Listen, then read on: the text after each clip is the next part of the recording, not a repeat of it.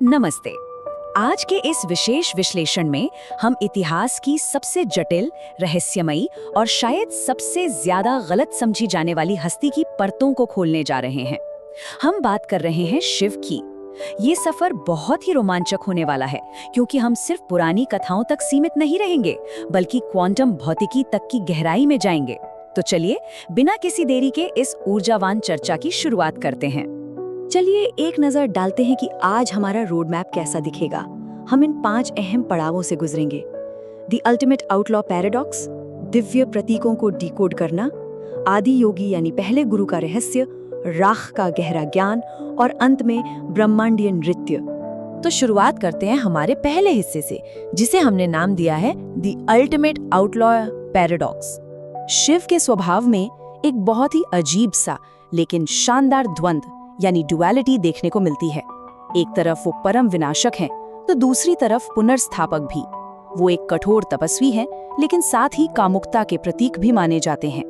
ये बात सच में हैरान करती है कि कोई एक ही समय में इन सभी बिल्कुल विपरीत गुणों को अपने भीतर कैसे समेट सकता है। और सबसे बड़ी बात, इन सबके बीच रहकर भी वो इन चीजों से पूरी तरह अछूते रहते हैं।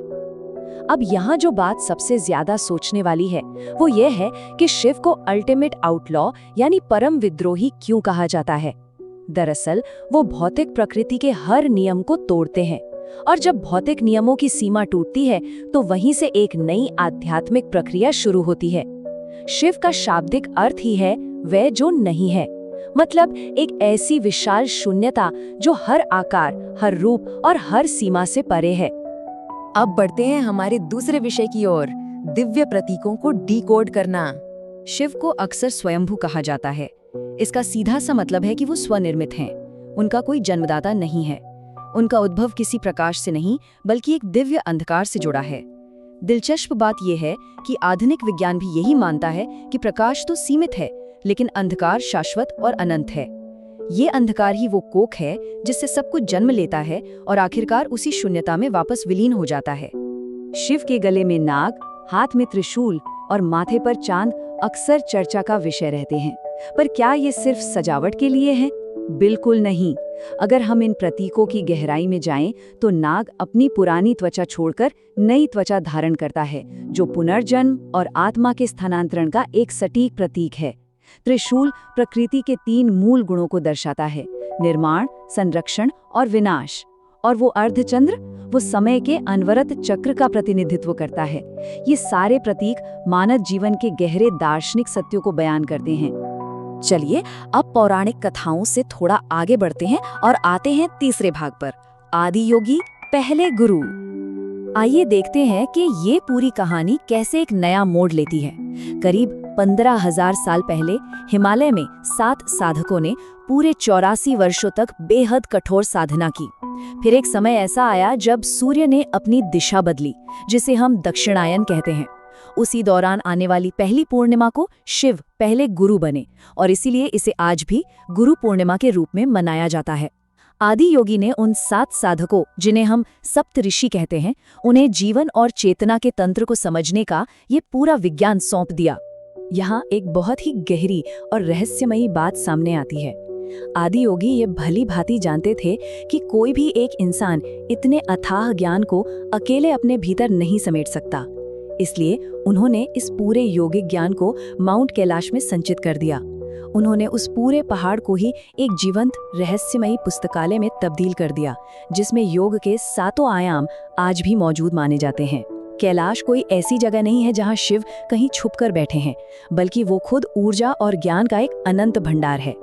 अब हम उस हिस्से में प्रवेश कर रहे हैं जिसे शायद सबसे ज्यादा गलत समझा गया है, हमारा चौथा भाग, राख का ज्ञान।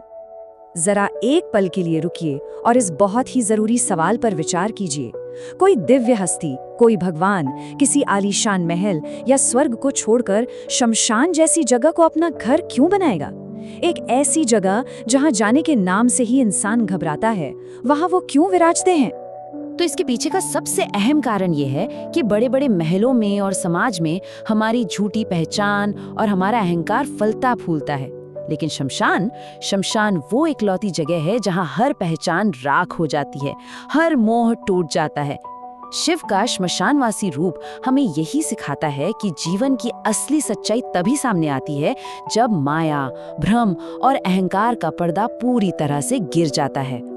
शरीर पर लगी राख और गले में खोपड़ियों की माला कोई डरावना तमाशा नहीं है। ये राख हमेशा याद दिलाती है कि इस दुनिया में सब कुछ नश्वर है, एक दिन सब कुछ मिट जाना है।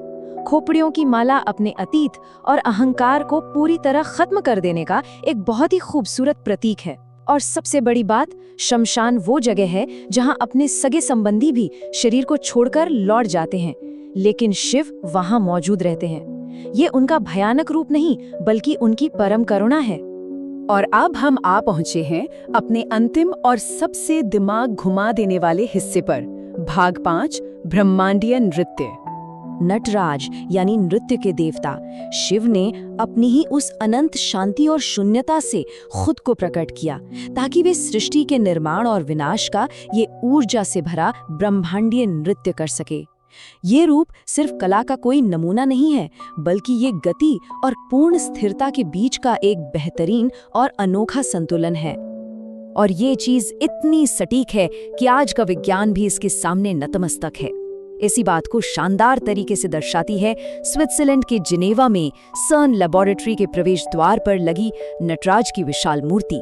दुनिया की सबसे बड़ी कण भौतिकी प्रयोगशाला ने इस मूर्ति को इसलिए चुना क्योंकि वैज्ञानिकों ने ये मान लिया है कि मानव इतिहास में ऐसा कुछ भी नहीं है जो सब एटॉमिक पार्टिकल्स के व्यवहार को इतने सटीक ढंग से समझा सके जितना कि नटराज का ये ब्रह्मांडीय नृत्य।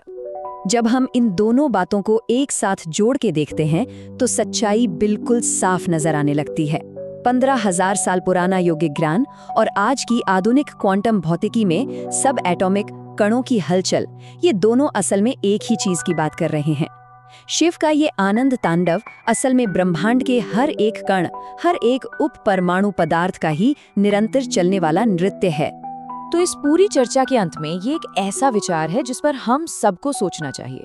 अगर हजारों साल पहले ही हमारे पूर्वजों ने ब्रह्मांड की इन सबसे गहरी और जटिल लय को इतनी वैज्ञानिक सटीकता के साथ समझ लिया था, तो सोचिए जरा, मानव चेतना के इस विशाल समुद्र के भीतर ऐसे और कितने गहरे रहस्य छिपे होंगे जिन्हें आज भी खोजा जाना बाकी है। इसी सवाल के साथ आज का ये विश्लेषण यहीं समाप्त होता है। इस शानदार सफर में हमारे साथ जुड़ने के लिए बहुत बहुत धन्यवाद। सीखते रहिए।